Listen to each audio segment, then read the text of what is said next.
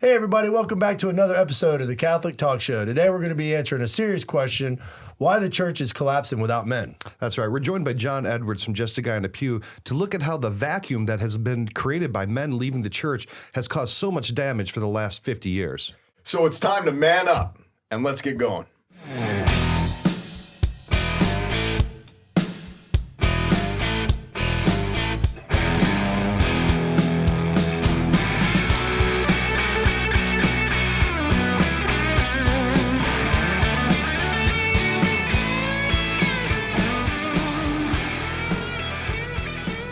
Really grateful to have John with us from Just a Guy in a Pew. We've had John on the show before. It's awesome to have him in person. We had to move all the cameras around so we can fit you in the picture. Yeah, this is not a camera trick. This dude is actually this big. So we were talking. We said, look, we need to get a guy in here to talk about some of the problems that have been created by men not participating in the church. And we're like, why don't we get John Edwards? He counts as two dudes, right? Yeah. So, I mean, that's how much of a big dude he is. But, John, it's always great to have you. You've been on the show a few times before, and we love the things that you're doing with Just a Guy in the Pew, the things that you're doing with the Narrow Road, and all your ministries that you're doing throughout the, all the parishes that you go to. So we wanted to talk to you about how men can really start to participate in a proper way that aligns with both their masculinity, their God-given nature as leaders and protectors, and how their retreat from the church has caused a lot of the problems that we're seeing so vividly in the church today. It's great to have him too, because he's so ingrained in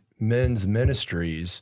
And we'll talk a little bit about his story or whatever a little bit later, but we had you on our show to talk to you about our story. And it's really awesome to see how you transform from who you were into your new life in Christ and this dedication that you have to men in the Catholic Church. We thank you for that. Yeah. Looking forward to this conversation. Mm-hmm.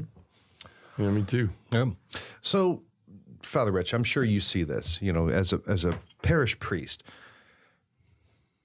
The majority of churches throughout this country, the majority of the participants, and thank God for them, has been women, because without them, no one would be going to church anymore. Amen. And women, this episode is not to denigrate the things that the church is blessed to have been received from the participation of women, because we all know, look, most of us wouldn't even have our faith if it weren't for the women in our lives, our wives, our mothers, and our grandmothers. Yep. So this is not at all to disparage the contribution of women, which is necessary and the other part of the necessary foundation of the church. But this is really to call out men, saying that we have not been fulfilling our obligation. We've been leaving it to the women.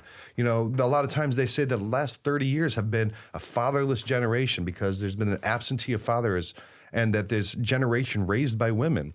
The same thing is happening in the church, that men have become cowards and have not taken their role as leaders, and we're seeing it systematically and symptomatically in what is happening in the decline of church attendance, in the decline of the apostolic nature of the church, in the decline of the finances, the fundraising, the upkeep, and in so many areas of the church and in the family life. Yeah, I mean, it's accurate. I mean, I see that. I think one of the contributing factors of this, and I think it's just in the nature of how men and women are different. Jesus draws women to himself. Like, Jesus is the fullness of masculinity. And when you look at how attendant the women that surrounded Jesus in his public ministry, it's evident, right? And where were they when things got difficult and it's the darkest moment of Jesus' minute? They were right there at the cross. All the dudes left. And they all left. And I think there's something to say about that in respect to the strength of women in relationship to ministry. And you see how the church is run. I mean, if it wasn't for Kim, locking in and driving ministries and the girls that are around her, Melissa and Sharon and Tina, and the list could go on. It's just it's amazing. But I think there's something very beautiful in the way that women love Jesus. For men, I think men need to be asked in the same way that the apostles needed to be asked. They needed to, Good point. So, and this isn't going to be a show to like blast brothers that you know are not active in their faith, but this is really just a show to just reach out to you and express like, hey, we need you, man. We need you to step up to the front line. We need you in the trenches because you know we need to be a part of this revival and this reform, and we need men to step up and be that courageous and adventurous and sacrificial. You know, all the virtues that are within man. Like we need that now. Yeah, we do. We need it more than ever. And, you know, you're making a good point about the women in relation to what they've done in the church and how they've been there. I mean, I look at my own wife. Mm-hmm. She's in grad school. She works full-time as an employee at St. Jude Children's Hospital. We have 3 kids. Mm-hmm. And, I mean, if I wasn't living my faith, that's just another thing she would have to do, right, on top of everything else. And we've gotten so comfortable with just saying, you know, because they're so willing, right, and because they love so well, they're really the embodiment of the Holy Spirit, right, that mothering, just like the Holy Spirit is this comforter to us, right? It's just like the same thing with a mother. But men have a God-given right to stand up and claim the role that they were called to have, whether it's the vocation of the priesthood or to fatherhood or whatever it is. And, you know, I think a big problem that's happened is, you know, from the beginning, when we were kicked out of the garden, there's just been this wound of inadequacy almost, right? It says you will toil by your brow for the rest of your life. And as men, we can also always think, no matter what we're doing, it's never good enough, right? So therefore, I just won't participate. And that's where a lot of men have been. And if you look at, like, I'm 44, you know, I was raised by a father who was, you know, raised with 6 other kids on a farm with parents that basically had them to be farm hands. There wasn't a lot of love in the house. And so what did I get from my father? Put your head down, work hard, never complain, don't need help, right? If you need any sort of help, you're not a man.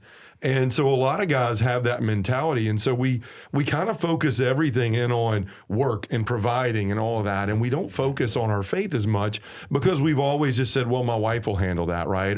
Or she'll lead them, or she'll be the one leading the prayers. But what we found in recent polls lately in the church of the last few years is when the father isn't leading, the family dies as far as participation in the church, right? When you have a father leading, 92% of the children stay Catholic. It's a ridiculous amount. Wow. When it's the woman only leading, it goes to 14%. And so we wonder why we have a church that's dying. It's because our young people aren't staying in the church because men are simply not picking up that role as a father. And I can't tell you how many men that I've heard in conferences and in my travels and people that call into the show or email into the show and say, well, you know, I spent $250,000 on Catholic education and my kids didn't come out Catholic. It's like, dude, it's not an easy bake oven. You have to live it, right? Like, you don't pop them in and pop them out. Like, you have to live it. And if you don't do that, and somebody told me this once, it was a really good analogy. They said, you know, when a child's young, they're looking at the mother, again, the embodiment of the Holy Spirit, really that mothering and nurturing. And then as they move into that age of it's time to start looking at being an adult, you know, those middle teen years. Okay, things are about to get real. I'm going to go to college. I've got to get a job and a life and all of these things. Naturally, they start looking at the father. And if the father isn't there, it's like 2 hands that are coming together and they never meet. And the children fall off in the crevice, right, in the in-between. And that's what's happened in our church. And so many men don't realize that because we're too busy buying into the lies of the world that we're supposed to be achieving, getting big houses and cars and the jobs we want and all these things. And we look for all of this fulfillment in everything else. And so the only thing that will really fulfill us is it's Jesus Christ. Yeah, a lot like in matrimony, you know, being married and is this a universal symbol of matrimony? I'm just wondering, like, if you're listening in it's the clean version. On Spotify or Podbean, you know, Delacroix is just like pushing his hands together, and I was just curious because I'm not married. You know, I need you to learn stay at home in bed all night. By myself. The Lord set up a man, but, you know. What was I saying? You're talking about matrimony.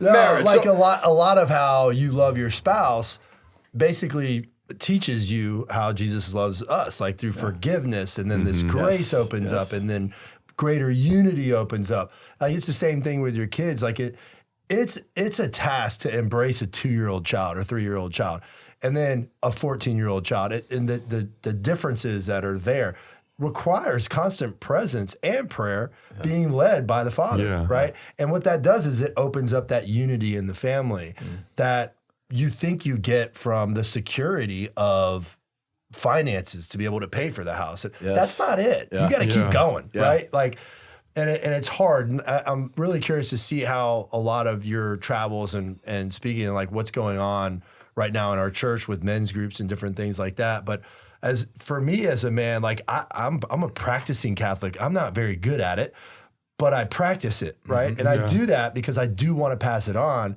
because I've received love and mercy from God. And I hope that one day when my kids, God willing, they'll be able to turn to Christ for that love and mercy. So I look at it as a protector for them. Like, hey guys, this is here for you, and it's different for every age. Deli, you're hitting it out of the park, man. And I think, and let's face it too, guys, if you're out there and you're listening in on, iTunes, Spotify, Stitcher, Google Play, and you haven't connected with us on YouTube yet, I mean, this is the type of episode you want to hear. Delacrosse is in full splendor right now and going full Italian. There's all kind of finger puppets going on.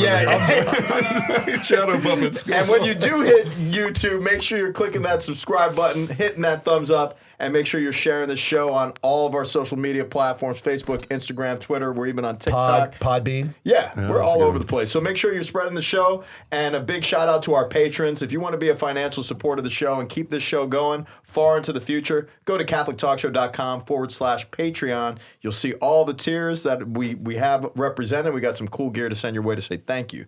Now, you guys are all married. And not together, we all are individually married. That'd be weird. That would be kind of really strange. How would that be? We couldn't get a license for hands. Get out of my hands. They wouldn't let 3 people get married on the license. That's the only reason. But you all have kids. Your wife. When did you take that step? Was it right away, in your marriages where you took that kind of spiritual sense of, I'm the father of the household, I'm the husband, I'm going to lead spiritually. What led to y'all's story? Because I'm curious, and I think everybody else would be curious about that too. Here's an important thing that I learned in being a father is, you're on an airplane, right? And they tell you got to put on your oxygen mask before you can take care of others. And with the faith, it's very much like that. I mean, you can't give something you don't have. You can't teach your children something you don't know, right? And for me, it wasn't like, okay, well, I've got kids. They've got to go to school. They've got to be Catholic, this and that. I mean, there was an important kind of obligatory aspect to it. But I realized that if I was going to be the father that I wanted to be, I had to develop and cultivate the faith within myself. I had to get an understanding of the faith so that I would be able to pass something on, so that I had something to give. And encouraging your own spirituality and your own faith, and then leading by example and leading by practice is a lot more than leading by dictate and command. It's leading from in front, not from in behind, It's jumping into the trench first before you'd ask anyone to follow you in there. Like Jesus. Right. Yeah. I mean, it's you have to be able to lead, and they have to see you ahead of them leading. So if you're just telling them, hey, you have to go to church, okay, mom's going to take you to church. You have to go to church. I'm going to stay home and watch football. They're not going to buy it. Yeah. They're not going to buy it. Kids can sniff out inauthenticity like a pig can sniff out a truffle, right? That's just what they do. And if they can see that you are full of it and you don't really practice it and believe it, they're going to behave in a way that it's not that serious. So it's putting on that mask for yourself so that you can help others first. That's what I learned really early on. I'm like, I have to be the man that I know I'm supposed to be, and this is an incredibly big part of it. And because of that, it all flowed from that. That's excellent. Yeah, no, it's you don't get a manual on marriage. You get theology of the body, you get all this stuff, right? When you're actually doing it, it's messy. If you're not connected to Christ, at least in some form of prayer, it's very difficult to forgive your spouse. It's very difficult to love in a sacrificial way, with the intention of living your faith in your family life. With children, it's chaotic at times, and you have to intentionally provide space and time where the children can see and pray with you, where you can talk to them. A lot of driving to Mass is a good time to talk to them about how we prepare for Mass. I pray the Rosary on HALLOW every morning in the bus. We drive, nobody talks, we just listen to the Rosary. Like, our kids want this. They want a father to lead them to God. They want that. That's excellent. Yeah, and I would say this, very similar things like what Sheila was saying was, I always hated that phrase growing up, do as I say and not as I do. That was the stupidest phrase ever. I mean, it's like, who actually really ever believes that or followed that? It's like, no, you're my dad and I love you and you're my idol. I saw you do that. I'm going to do that. Yeah. If you don't want your kid growing up slamming, 20 beers a night, don't slam 20 beers a night. You don't want your kid cussing and all this stuff, don't cuss in front of them. We have to live what we preach. I mean, and nowadays kids, they're just like little lie detectors, right? They can just tell, like, he doesn't believe that himself, so why should it matter to me? And the disappointing part in that is for a lot of people, and I have worked with countless men and prayed with men that are just sobbing over the way their relationships were with their father, how they promised they would never be like their father, but they wound up like their father. And it's because these behaviors are learned. And so we have to look at that and go, man, if I don't want my children to grow this way or be this way, then I've really got to step up.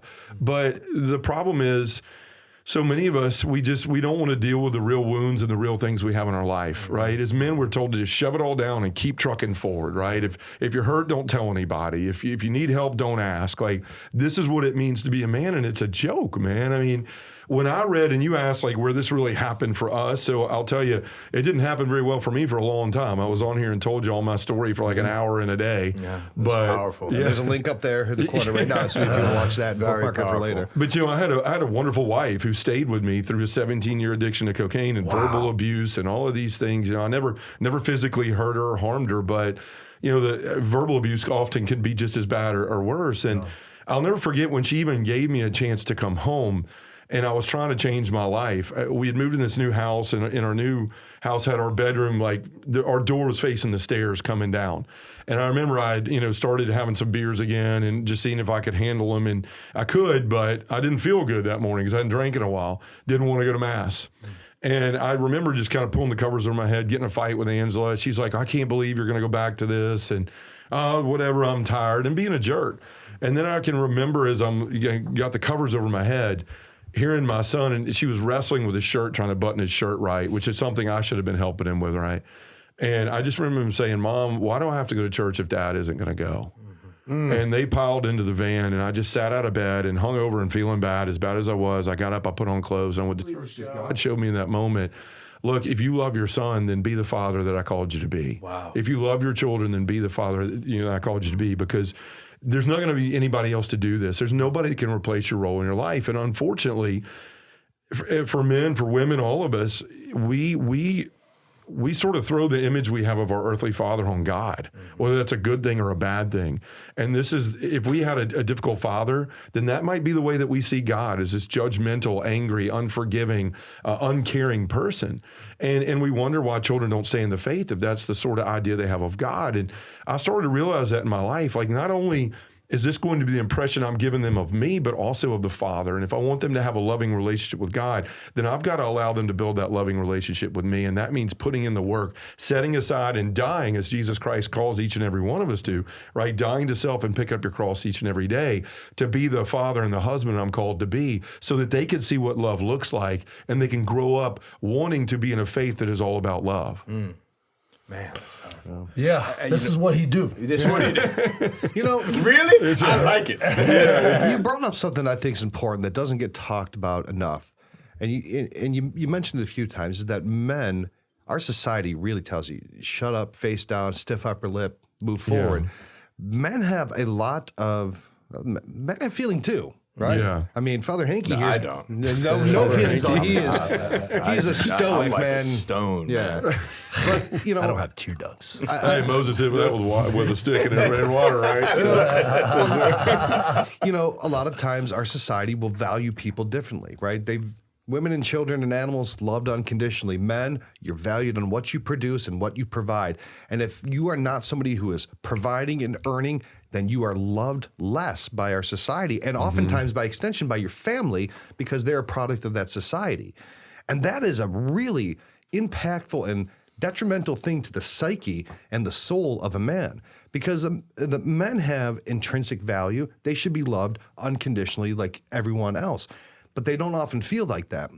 And like you said, this gets them to withdraw within themselves. Yeah. I'm just going to watch porn, play video games, drink beer, and screw it all, because I'm not loved and I'm tired. and I'm not feeling appreciated for all this work, and I'm trying and it's getting me nowhere, so why bother? That's a man's natural retreat is apathy, okay? That is how they retreat into themselves, apathetic.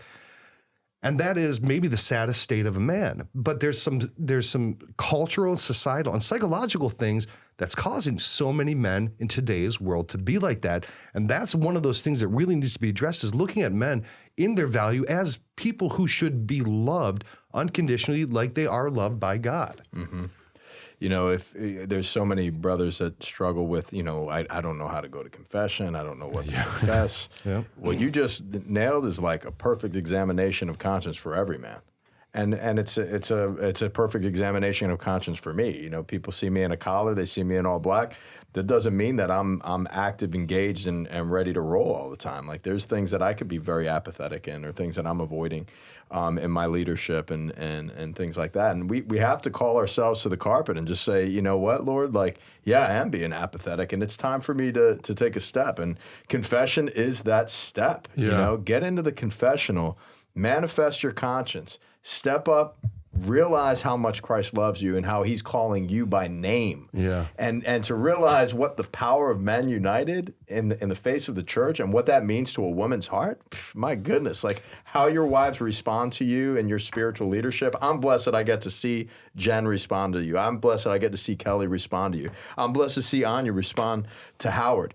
You know, it's a beautiful thing. And, you know, I just hearing how your wife is, you know, responding to you. So what's that experience? So she stuck by you for all those years, and I could just hear how much you love her. I mean, and how dedicated you are to her in your heart. I could just hear it come through. I'm sure everybody listening can hear it too. So, you know, what started to shift, and how did your marriage kind of materialize through your conversion? Oh, I can tell you this, like for most of my life, and this is what happens with addictions too, any sort of addiction, I don't care if it's porn or alcohol or drugs, we're all innately selfish, and all those things prey on that selfishness. And you start to live it out even more than you ever did in those things. And so most of my life, you know, I had lived for me, and living for me got me landing in a jail cell one day, you know. And here's the thing. I started to look at my life after I got out of jail, and I didn't know how to live, right? I didn't know how to live. And as a former Baptist, the only thing I knew to do was get in the scriptures. And so I started doing that. There was still the pain and the hurt with my wife. You know, she was waiting for the other shoe to drop. John's a good salesman. He's just trying to sell me on the fact that he's not, you know, going to do these things anymore, but when's it going to happen again? And God kind of did me a favor. He told me, John, you can't worry about what she thinks and what's going to happen with her. That's my job. But what you can do is worry about who I want you to be. And I had told myself the entire time, when I was sitting on the couch at 2 a.m, shoving Coke up my nose and on my 20th beer, I knew what I was doing wasn't healthy. I knew what I was doing wasn't right. But I believed the lies of the devil, and what he would show up and tell me, you're never going to be any better than this. You're never going to be any more than the sum of your sins, right? You never were a good enough basketball player for your father. You never were a good enough employee here. You never were. And the devil finds those wounds that we have. And most men have the wound of inadequacy. That is the root wound from the fall for men, is inadequacy. And he knows how to play that card. And so we sit there, and instead of saying, you know, there's a chance for me to be better. I'm not the sum of my sins. I'm the sum of God's love for me. That's why it's so important to understand that Jesus' baptism wasn't just for Jesus, it was for us. Amen. You know, you were my beloved son with whom I well pleased, right? Kicking open the door for us to go back into a relationship with the Father, into the Holy Family again, so that we can understand I'm not the sum of my sins. Just because I stole something once doesn't mean I'm always going to be a thief. Just because I did drugs for a long time in my life doesn't mean I'm never going to be anything more than a cokehead. You were loved unconditionally and unfathomably, and if that's a word, and if you, that's my southern accent throughout the diary of St. Faustina. That's my southern accent trying to say a word that makes it unintelligible. But at that point, like you're loved so well, and we have to come into that understanding. And so eventually, through getting into His Word, through a priest that took me under his wing, that saw my woundedness and said, I don't care about that. Like, you're in the sacrament of confession. And I'll say this to men, because men in men's groups, I hear it all the time. I don't want to go to confession. Why? Because I'm afraid to tell God what I've done. And I look at him like, what'd you say? Like, for real? If you believe that there's a plan for your life, then God knew what you were going to do before He ever loved you into existence. Preach it. He knew it was going to happen. He was there when it happened. And now He waits for you in that confessional to do what? To tell you He loves you anyway. Right? I mean, He physically puts you, a person, in a confessional. This is the immense love of God, to say you're forgiven, because he doesn't want you walking around the rest of your life with your head down worrying about something that he honestly doesn't care about. Hallelujah. God doesn't care about what you've done. He cares about what you have the potential to do. Mm-hmm. But he can't ever tell you that if you don't experience that sacrament, if you don't have the courage to go and let him love you so that mercy and grace could flow out and transform your life. And that's what happened with me. Was this priest took me under his wing. He started making me go to daily mass. He started making me go to confession every Friday. He started making me lecture. I didn't know what that meant. I was like, you want me to give a lecture? I don't think you want that. I can lecture on how to do a bunch of cocaine at this point if you want to do that. But I don't think that's going to help society or anybody else. But at the end of that, he took me under his wing, and I started to believe the truth of who I am and my identity as a beloved son. And if I'm beloved, then that means there's a loving father. And if that's the case, then there means there's a purpose for my life. And what we're all looking for is joy. And that doesn't come from the car I drive or the house I build or the sports I play or whatever in life. That comes from knowing who I am, whose I am, and what I'm here for.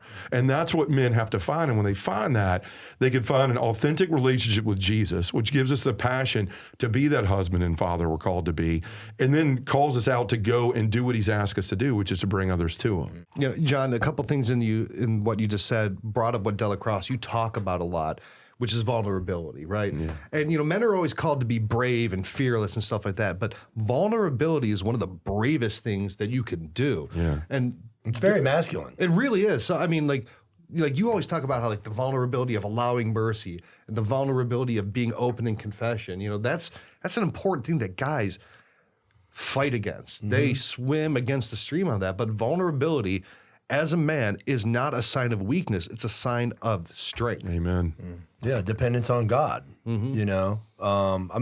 was in a very similar situation than you. It was just, I didn't think God could love me, right? I didn't love myself. And this is after, getting out into the wind and flying around for a while and enjoying myself, and all these things. And then because I'm not made for that life, it immediately just starts becoming like a rigmarole where you're just like, you're waking up every day and it's almost like you're programmed. And then you eventually start getting desperate and having despair and all these things. And when God sort of enters into your life, it's a sign of his love. It's a sign of his mercy. It's a sign that he's going to be with you forever. All this other stuff left me. I thought it brought me joy, and I just went all into this lifestyle. And then the next thing you know, I'm completely empty. So that's kind of like what the relationship with God is. It's like, it alters your life, but it does in many cases in an incremental way. Where you're just, and I think apathy has a big deal, a big hindrance, because it did for me, and these excuses that you have. Another thing about preying on vulnerability is like, we're going to talk about David's sin here and apathy in Scripture. But another thing is like, if you look at all the most demonic things that you can just fathom, what is it? It's men preying on vulnerability, right? Let's kill this child in the womb. It has no way to respond. Well, if we just get rid of this problem, it's interesting. If you look at, if you just look at vulnerability in the world, that is the devil's avenue to attack. Yeah, right. War, sexual violence, intimidation. I mean, the masculine nature can definitely have particular and egregious impact in the world because of the man's natural and biological power. That's just true. Men are dangerous, and that could be a good and a bad thing. A man should be dangerous because he should be able to defend his home. But when that is perverted, that danger is then, or that potency is oriented towards something that's wrong, and it becomes destructive instead of protective. And that middle ground, which the devil loves because you don't really know he's doing it. Yep. Is the couch, sure. right? It's like, how many times have I been sitting down, on my couch? I'll be reading a book or I'll be watching SportsCenter or whatever, and the kids come home, and there's like this period where I have to kind of adapt. Like, oh, I probably shouldn't have been sitting there. I probably should have been waiting for them at the door, whatever. The thing about vulnerability is it can turn right into a very powerful tool for a man. Yeah. And that vulnerability is literally the dependence that you have on God, the friendship that he invites us to, the power in the sacrament to build you up to do things that you're like, wow, I can't even believe I did that. Yeah, you know what I yeah. mean? Like, I can't believe I'm this person. It's because you allow God to come in and heal these areas where you are vulnerable, and you're either hiding it and sitting on a couch, or you're out there struggling for your salvation and struggling for this relationship with God that eventually fills you up and you're able to give, you know? I think there's a huge, I mean, you're making great points, and you talked about potency. And that's why it's such a fear for men to be impotent, right? And I'm not just talking about it in a sexual sense. It's like to feel powerless. Yeah. And it's because the world has told us for so long, if you're a man, to be vulnerable is shameful, right? It means you're weak, you're a wuss. I mean, you could throw all kind of names out there. You're feminine, whatever you want to call it. You're a total Howard. Right. That's right. I didn't say that, Howard. You're my boy. Howard's a big, tough sailor. You just gave him a wound. But anyway, right. But no, seriously, like that's what the world has said. But God shows us in another verse. I know we're going to talk about David in a second, but in second, oh gosh, I'm going to forget it now that I mentioned it. But 2 Corinthians, 2 Corinthians chapter 12. Paul goes to God and he says to God 3 times, take this thorn from my side. And God says, no, my grace is sufficient for you, for my power is made perfect in weakness. And when that really is what the answer to your question, when I figured that out, that I didn't have to hide this junk anymore, that I didn't have to white knuckle the steering wheel of my life, that I could let go and go, no, I am broken. Because it frustrates me. We all act like we're not broken. I know you're broken, you know I'm broken, but everybody's fine. We got the disease of fine, right? And the thing is, disease of fine. Yeah, we're not fine, and everybody knows it. So why continue to pour that effort into trying to act like we are when we're not? When we could take that energy and put it into what St. Paul comes to figure out at the end of that passage. He says, if I'm to boast, let me only boast of my weaknesses, my insults, my injuries, my burdens, because when I'm weak, I'm strong. He figured out true strength lies in vulnerability. It's saying, you know what, I am weak, and I do need God. And when I understand that, then his strength becomes mine, and I can go be the man God calls me to be. And your shirt, it's great. You're not made for comfort. You're made for greatness. Pope Papa Benedict. Man. Yeah, that's my favorite quote in the world, man. Even though the shirt is a comfort color shirt, so it's kind of a whatever you call it, hypocritical. It's comfortable while not being made for comfort. But it looks great too. So you're killing two birds with one stone. Thank you. But yeah, you brought up David too, and it's something I've been really meditating on or thinking about a lot lately and praying with. One day I was reading that, and as a former Baptist, I read it a bunch of times, and we all are familiar with 2 Samuel chapter 11, and that's, the title of the passage is David's sin. And so we see this journey of David from being this anointed one and slaying Goliath and all of these amazing things. And then he's got the opportunity to kill Saul. He doesn't. He's this virtuous, good man.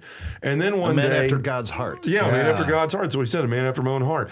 And so, all of a sudden you open up chapter 11 and it says, at the turn of the year, the time when kings go to war, David sent out Joab along with his officers and all Israel, and they laid waste the Ammonites and besieged Rabbah. And then here's the line that stuck out to me. I had read over this so many times. It said, David himself remained in Jerusalem. In the NSV or one of the other versions, it says, but David chose to stay home. That's literally the phrasing in that part of the scripture. Now, that caught my attention. I was like, wow, all the kings go off to war, and all of a sudden David, who has fought, David has killed his tens of thousands, right? That's what made Saul mad, was because they were bragging more on David than him. Now, all of a sudden, this king that had done nothing but show up when God asked him to, or this young man who had shown up, all of a sudden decides not to. And the very next line says, one evening, or the other version says, late one afternoon, David arose from the couch. This one says bed we're looking at, but that one says couch. And it says he chooses to wake up and stroll on the roof. Well, guess what happens then? He sees a beautiful woman below, naked and bathing. What happens? Bring her to me. His messenger friend says, well, that's your friend, I'm paraphrasing, but that's your friend Uriah's wife. Who's out fighting. Bring her anyway, right? So he lays with her. She turns around, figures out she's pregnant, comes back to David and says, I'm pregnant. He goes, uh-oh. Like the word I can't say on the air. Oh, whatever. You could say it, but you'd have to put money in the That's right. I'd have to. Okay, well, oh, shite. And then it's, all right, dog. Is that half a penny or something? I've got to build a church here, brother. Anything for you, Padre. But he says that, so he's like, oh, crap. So he calls for Uriah to come home, right? And he's trying to cover his tracks immediately. Bring him home. So here comes one of his best friends that's out there fighting this war, right? His war. Everyone in his country that's a man is out fighting for him. He's napping and sleeping with with their wives, or Uriah's wife while they're gone. So Uriah comes home, he asks him about the battle, and he says, hey, go and enjoy the spoils, right? Go home, lay with your wife. So he thinks he gets out of this thing, right? He goes, okay, Uriah went home. Well, his messenger servant comes in and goes, no, he slept outside. What? He didn't go home? Uh-oh. All right, bring him back in and let's get him drunk. That's what David does. So this virtuous man all of a sudden starts plotting and trying to get out of some trouble he got in because he was in a place he never should have been in, right? One day he decided he didn't want to fight, and that laid him in a place he shouldn't have been. So what happens after that? Uriah comes in, he drinks, he gets him drunk, and he says, go home and lay with your wife. And Uriah kind of flips out and has the end of it. He goes, my men are laying on the battlefield. My men are out there. Your men are out there camped, fighting your war. I'm not going to go home and enjoy the spoils of my wife. So he goes outside and sleeps on a bench. So what happens after that? The messenger comes in again, tells David he didn't go home. So David says, send him to the middle of the battle where he'll surely be killed. So one of his best friends, because he did something wrong, because he simply chose not to fight one day, stayed at home, was in a place he never should have been, and fell to a sin. And the anointed one of God became a liar, a murderer, an adulterer, and a rapist all in the same breath, and lost this guy. And who's really the virtuous one in the situation? Uriah. Right? And when this hit me, I started going, this is where we all are as men most of the time. We say we can read this and get high and mighty and be on a pedestal and go, how could David do that? Look at what all God's done for him. Look at what God's done for you. Right? But how many times you simply choose to veg out to Netflix instead of reading the Bible? How many times you choose to watch a ball game instead of praying? How many times you choose to drink too much one night, not go to mass the next morning and lose your kids? This is where all of us can fall. And as men, this is where we kind of get into trouble. Like we don't want to deal with our own problems, and it's the lack of wanting to be vulnerable. We're afraid of that we pick up our broadswords, and this is why so many Catholic men's ministries, and for so many years, have been guys going to war and chainmail and crosses with swords and those things. They're trying to call us into virtue, but really what we do as men is we go out and we fight the wrong battles, right? We're taking our broadsword and we're whacking at everything out there when the real problem is what's in here. There's issues in our own heart, and we can't be good to anybody out there until we start fighting that battle in our heart, those wounds, those issues you're talking about healing. And David gives us a perfect example of what it means we're not living as the men we're called to live as. One day we just choose, I don't want to do this today, I'm taking the day off.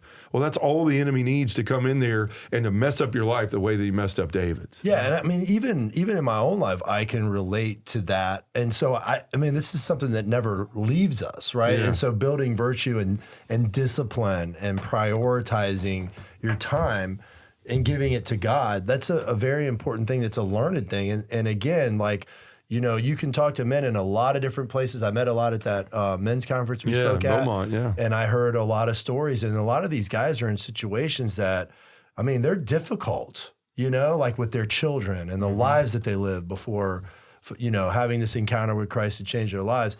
So there's a lot of garbage, a lot of stuff that they've got to deal with. And it's almost like, if you can envision like, carrying a trailer of a bunch of stuff behind you and then, all of a sudden you stop. Like you're like, okay, I need to change my life.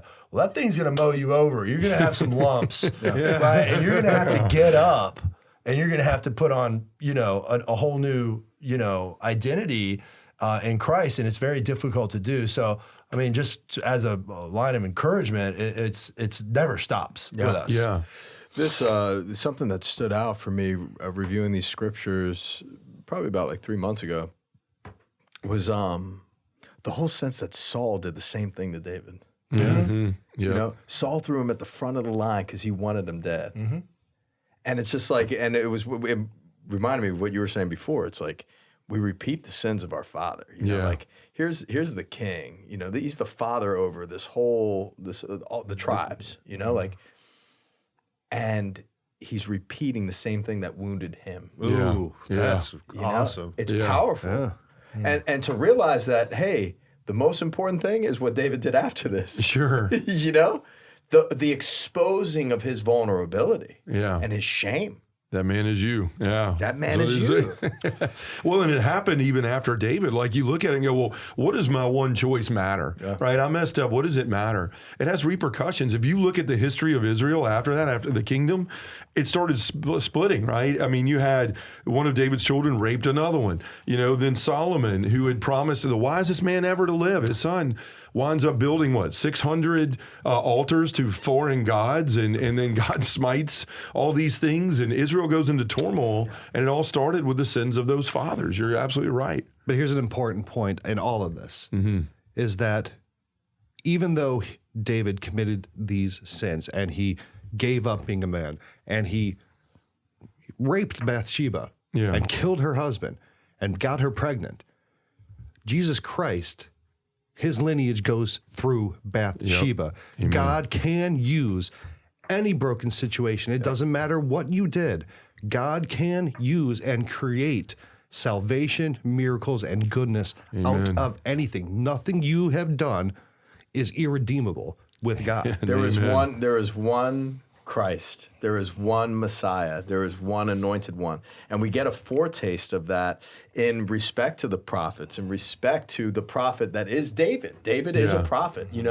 We get these glimpses, and amazing that he united the tribes, and you have this incredible prosperity, but all of that is all pointing to who Jesus is and what Jesus is doing right now. And that's the thing. It's like you may be in the most vulnerable place on your journey in life right now. You may feel like all of your actions are dematerializing your whole family, and your children are turning against you, your wife's turning against you.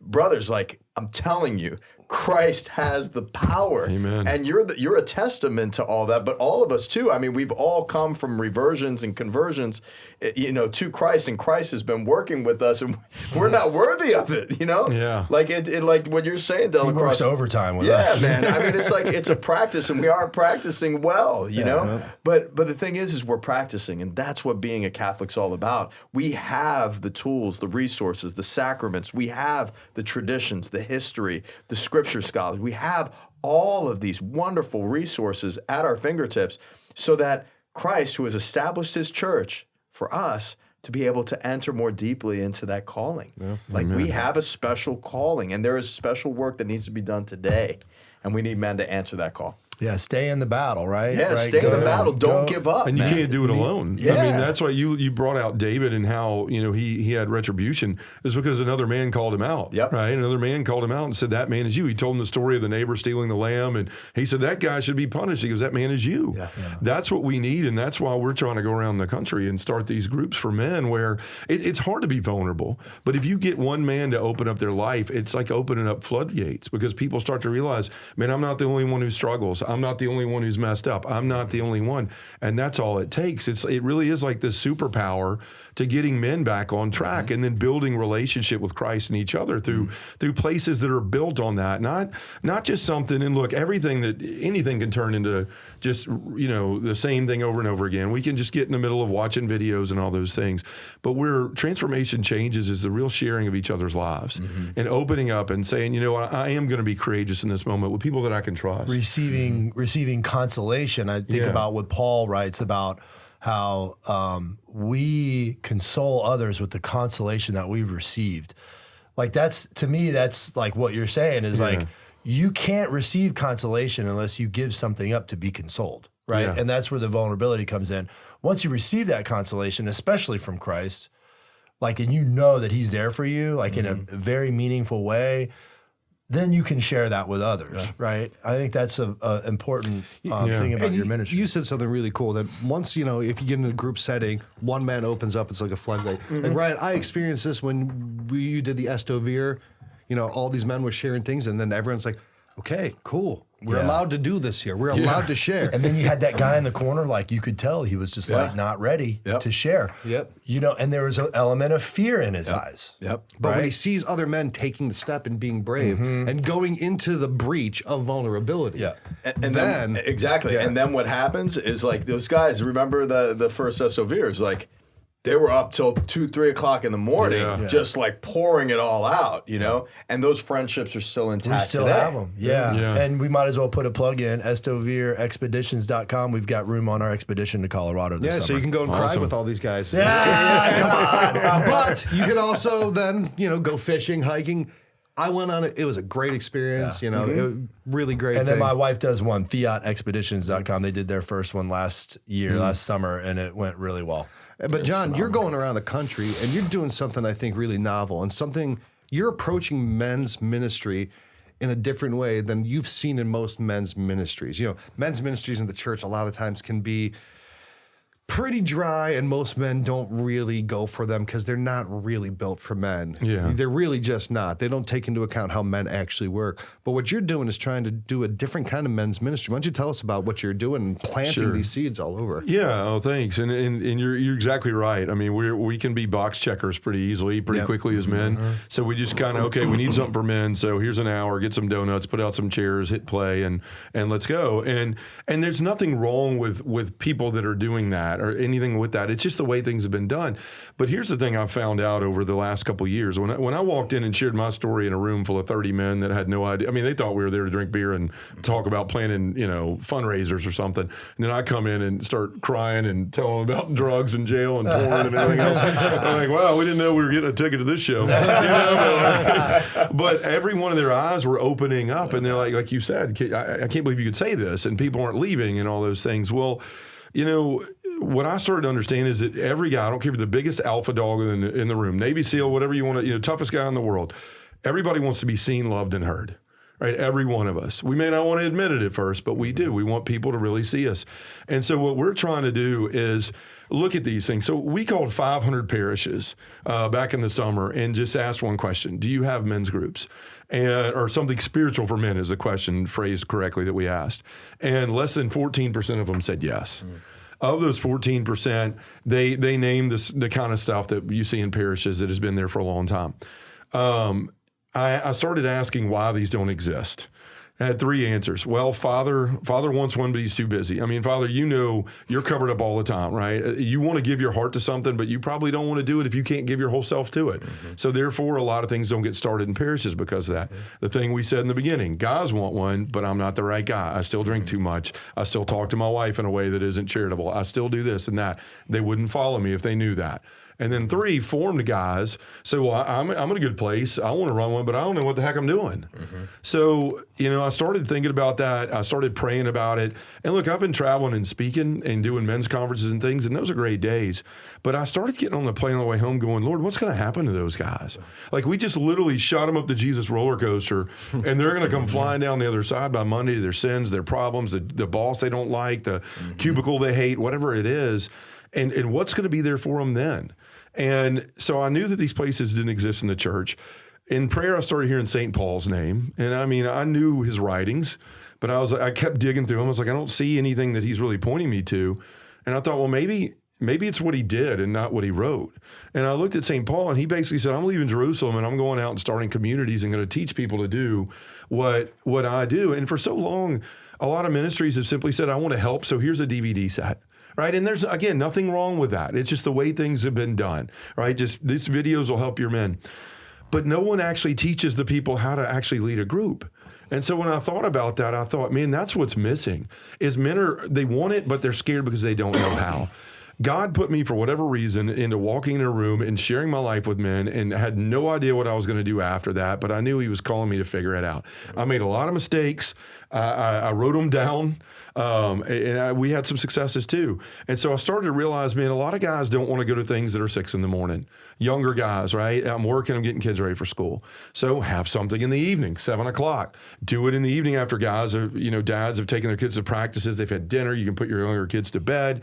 You can still get home at 8:30, 9 o'clock at night, have time with your wife and your older kids. So it's a good time for that. But what do men really want? There's a wholeness to a man.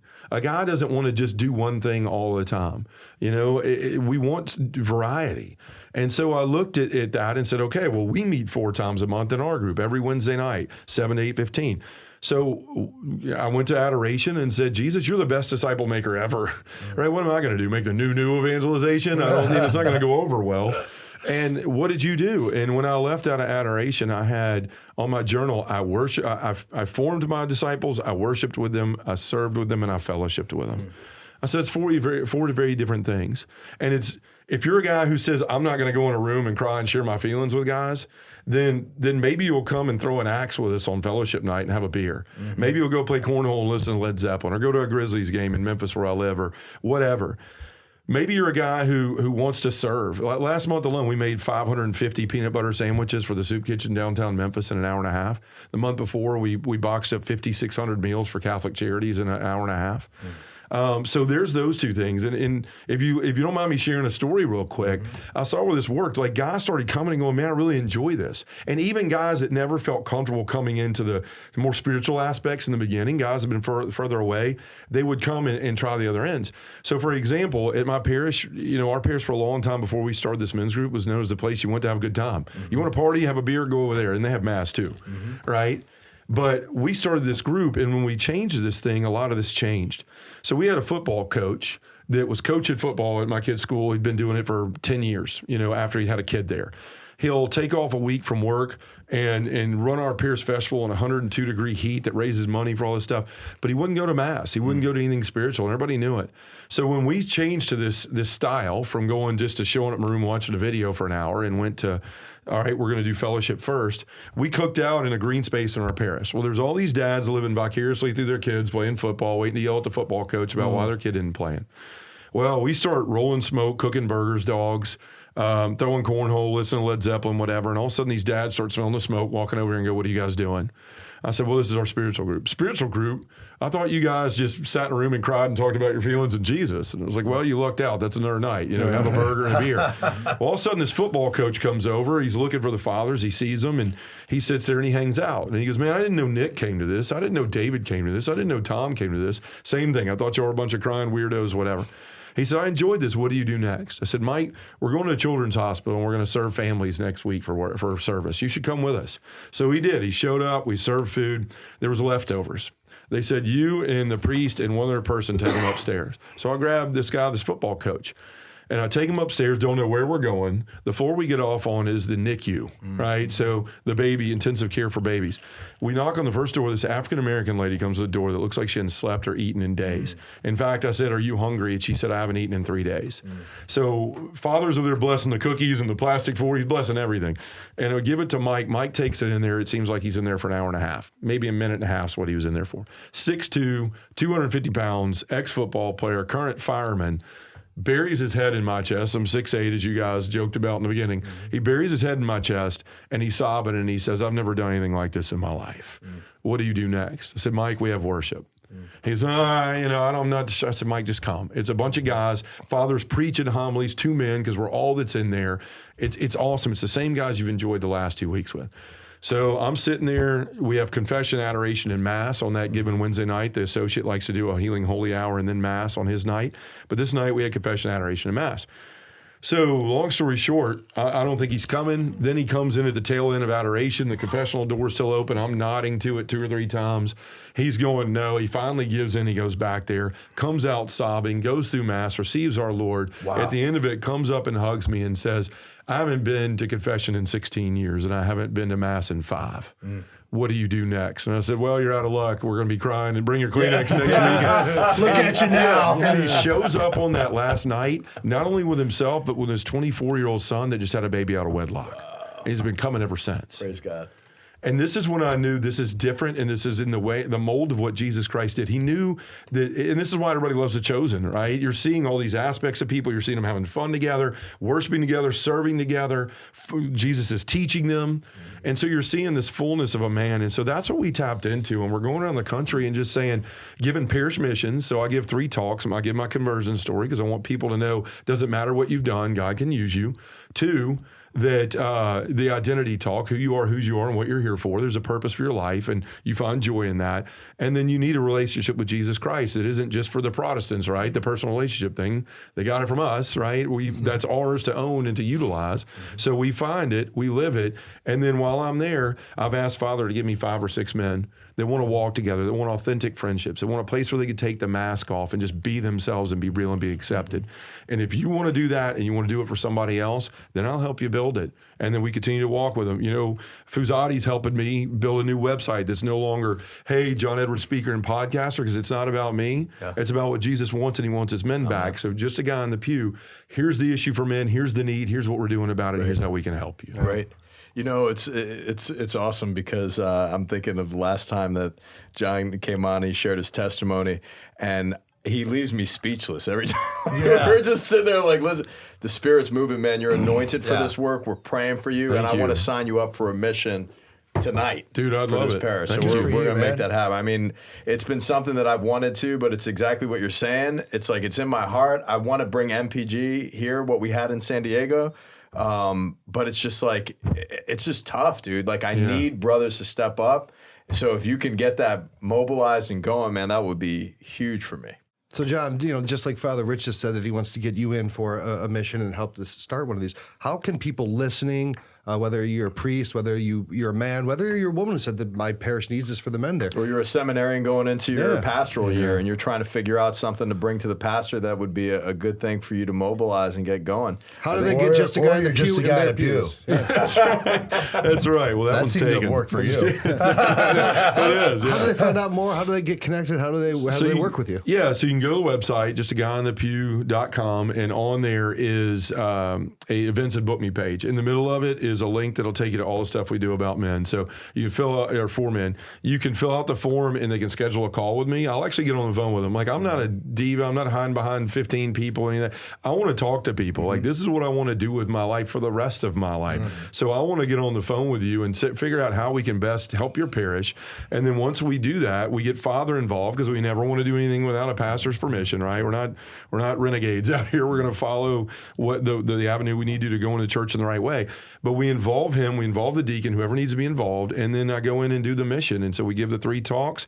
I spend a Friday and Saturday, or a Sunday and Monday night there, and then we'll do the training. And then afterwards, part of what Fuzati's helping me with is to build a leader portal for ongoing leader training for the men, so that we continue to walk with them. So I'll make sure that all those links are, down below. So if you're watching there, in the comments, if you're listening, it's going to be on the website. Like John, you said, we want to be seen, heard, and loved. Yeah. If you're seeing us, great, on YouTube, it's down there. If you're hearing us, awesome. But if you're loving this, make sure that you click subscribe, share this, and then go and check out what John's doing, because really, it's a very unique men's ministry. And we started this episode on the preface of why the church is collapsing without men, and it went into a completely different direction.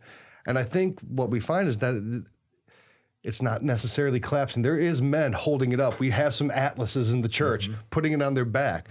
So let's go help these men who are doing it. Guys like John, guys like you, guys like you, the things that all 3 of you men have done that I've witnessed, there are men holding this up, and hopefully you can inspire more men to do these types of things. And so God equips those who he calls. Amen. You don't have to have anything but a desire. Yeah, I didn't know what the heck none I was of this doing. would be happening. None of this don't. would be happening if it wasn't for you. I just show up, man. That's all. That's my talent. And Show you know up. what? I mean, The best ability. this wouldn't be happening if it wasn't for Howard. Yeah. The best ability is This guy gives availability. you a hard time, Howard, but you're the man. You're holding up the church and the Catholic talk show. Amen. So yeah, John, it's always a pleasure hanging out with you. I mean, we get to hang out with this dude more than most people in the Catholic world, which is great, because he's one of us. Dudes like Thank him, you. Keith Nestor. Yeah. These are kind of, this is kind of our peer circle. So it's always great to talk with you, hang out with you, and, I and love see what too. you're doing. I you just too. love the fact that we've got a good Baptist brother coming in to the faith and just blowing it up, man, and just doing great things. Keith Nestor coming over and just it's the universality of the church. Like, We're signing Jesus some is good drawing, free it's agents. It's alive. It's just beautiful, It's man. alive. I mean, and it's like people are coming into the oneness. I'm seeing what Jesus is doing. He's just like, he's drawing us into this oneness, and we're responding to the evils of today. And it is the mystical body of Christ, and he's assembling members, man. And you out there listening in right now and hearing this content, you're a part of that, man. So go all in. It means everything. And hearing a testimony like John's, I know if you feel like I feel, absolutely inspired, filled with hope. There's nothing that's going to hold you back from the glory that is intended for you in your life, not only in heaven, but in this earth, to realize that God's light is shining in the darkness and you are called to be that light. So we want to wish you all a beautiful week, a great day. And if we're commuting with you, make sure that you're sharing the show with your friends that you're commuting with. This is a wonderful way to evangelize and spread the good news. So thank you for connecting with us with the talk show. Thank you to our patrons and our supporters. Thank you to our sponsors and everybody that supports us. God bless you, and we'll see you next week.